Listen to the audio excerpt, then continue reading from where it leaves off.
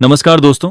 हाल ही में फोर्ब्स ने 2025 के लिए दुनिया के 10 सबसे शक्तिशाली देशों की सूची जारी की है, जिसमें भारत को टॉप 10 से बाहर रखा गया है। इस सूची में अमेरिका पहले स्थान पर है, जबकि चीन दूसरे और रूस तीसरे स्थान पर है। 10वें स्थान पर इजराइल को शामिल किया गया है, ऑल्दो यह फोर्ब्स की ऑफिशियल रैंकिंग नहीं है। यह रैंकिंग यूएस न्यूज एंड विश्व रिपोर्ट और अन्य वैश्विक रैंकिंग एजेंसियों के विश्लेषण पर आधारित है, जो जीडीपी, सैन्य शक्ति, राजनीतिक प्रभाव और अंतरराष्ट्रीय गठबंधनों जैसे कारकों का आकलन करते हैं। अब तक फोर्ब्स की ओर से सबसे शक्तिशाली देश की कोई आधिकारिक वार्षिक रैंकिंग प्रकाशित नहीं की गई है। हालांकि फोर्ब्स आर्थिक और सैन्य विश्लेषण से जुड़ी रिपोर्ट्स प्रकाशित करता है, जिससे देशों की शक्ति का अंदाजा लगाया जा सकता है। इस रिपोर्ट में किसी भी देश की शक्ति को आंकने के लिए 5 मेजर पैरामीटर्स को ध्यान में रखा जाता है। देश का नेतृत्व कितना प्रभावशाली है, देश की अर्थव्यवस्था कितनी मजबूत और व्यापक है, वैश्विक राजनीति में देश की स्थिति कैसी है, अन्य देशों के साथ उसकी कूटनीतिक साझेदारी, देश की सेना कितनी मजबूत और आधुनिक है। इन मापदंडों के आधार पर देशों की रैंकिंग की जाती है। भारत, जो दुनिया की 5वीं सबसे बड़ी अर्थव्यवस्था और चौथी सबसे बड़ी सेना वाला देश है, इस सूची में 12वें स्थान पर है। विशेषज्ञों का मानना है कि भारत को टॉप 10 से बाहर रखना आश्चर्यजनक है, क्योंकि भारत नेतृत्व, आर्थिक प्रभाव, राजनीतिक प्रभाव, अंतरराष्ट्रीय गठबंधन और सैन्य शक्ति जैसे मापदंडों में प्रमुख स्थान रखता है। ऑल्दो इस रिपोर्ट में कई गलतियां हैं, जैसे कि इसमें रूस की जनसंख्या 144 करोड़ से अधिक बताई गई है। ऐसी एरर यह संकेत देती है कि यह रैंकिंग पूरी तरह से सटीक नहीं हो सकती, इसलिए भारत की रैंक भी गलत हो सकती है या इसे सही तरीके से प्रस्तुत नहीं किया गया होगा। दुनिया में किसी भी देश की शक्ति सिर्फ उसकी अर्थव्यवस्था या सेना से नहीं आंकी जाती, बल्कि उसकी राजनीतिक इच्छा शक्ति, कूटनीति, वैश्विक प्रभाव और निर्णय लेने की क्षमता भी उतनी ही महत्वपूर्ण होती है। भारत आज दुनिया की 5वीं सबसे बड़ी अर्थव्यवस्था है और सबसे तेजी से बढ़ती अर्थव्यवस्थाओं में से एक है।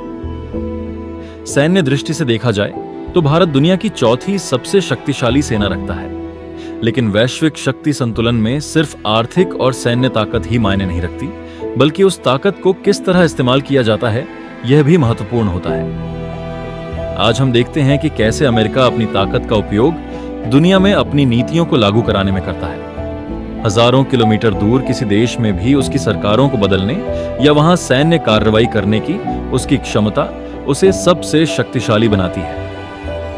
इसी तरह इजराइल, जो आकार में भारत से बहुत छोटा देश है, लेकिन उसकी सुरक्षा नीति इतनी स्पष्ट और मजबूत है कि वह 3 मोर्चों पर युद्ध लड़ने से भी पीछे नहीं हटता। भारत को भी इसी प्रकार अपनी संप्रभुता की रक्षा के लिए ठोस और आक्रामक कूटनीतिक रणनीतियों को अपनाना होगा। हाल ही में 5 फरवरी 2025 को पाकिस्तान के कब्जे वाले कश्मीर पीओके के रावलकोट में एक सम्मेलन आयोजित किया गया, जिसमें फिलिस्तीनी आतंकवादी संगठन हमास के प्रतिनिधियों ने जैश-ए-मोहम्मद और लश्कर-ए-तैयबा जैसे पाकिस्तानी आतंकवादी संगठनों के शीर्ष कमांडरों के साथ भाग लिया। इस कार्यक्रम का शीर्षक कश्मीर एकजुटता और हमास ऑपरेशन अल अक्सा फ्लड सम्मेलन था, लेकिन भारत ने इसे गंभीरता से नहीं लिया और अब तक भारत सरकार की ओर से इस पर आधिकारिक प्रतिक्रिया या बयान अभी तक सार्वजनिक नहीं किया गया है। ये घटनाएं बार बार होती हैं और इन्हें सिर्फ निंदा करने से नहीं रोका जा सकता। भारत ने पहले भी अपनी ताकत का परिचय दिया है, चाहे वह सर्जिकल स्ट्राइक हो, बालाकोट एयर स्ट्राइक हो या डोकलाम और गलवान में चीन के खिलाफ खड़ा होना हो। लेकिन अब समय आ गया है कि भारत अपनी राजनीतिक इच्छा शक्ति को और मजबूत करे और उन तत्वों के खिलाफ निर्णायक कार्रवाई करे जो उसकी संप्रभुता को चुनौती देते हैं। पाकिस्तान की अर्थव्यवस्था और रक्षा बजट भारत के मुकाबले बहुत छोटा है, फिर भी अगर वे भारत के खिलाफ बयानबाजी या हरकतें कर सकते हैं, तो यह कहीं ना कहीं हमारी कूटनीतिक नीति की कमजोरी को दर्शाता है। यहां तक कि बांग्लादेश और मालदीव भी भारत के खिलाफ बयानबाजी करने से बाज नहीं आते, जबकि हम उनकी इतनी मदद करते हैं। भारत को अपने विरोधियों को यह एहसास दिलाना होगा कि भारत के खिलाफ किसी भी प्रकार की साजिश की भारी कीमत चुकानी पड़ेगी। हमने देखा है कि कैसे इजराइल अपने नागरिकों की सुरक्षा के लिए किसी भी हद तक जाता है। भारत को भी अपनी सुरक्षा नीति को अधिक स्पष्ट और आक्रामक बनाना होगा। अगर हमास जैसे संगठनों की गतिविधियां भारत के हितों के खिलाफ जाती हैं, तो भारत को भी अंतर्राष्ट्रीय स्तर पर उन्हें आतंकवादी संगठन घोषित करने पर विचार करना चाहिए। भारत हमेशा एक शांतिप्रिय देश रहा है, लेकिन इसका मतलब यह नहीं कि हमारी संप्रभुता से समझौता किया जाए। जिस तरह रामायण में जामवंत ने हनुमान को उनकी शक्ति का स्मरण कराया था, उसी तरह हमें भी अपनी शक्ति पर भरोसा रखते हुए अपनी सुरक्षा नीतियों को और अधिक प्रभावी बनाना होगा।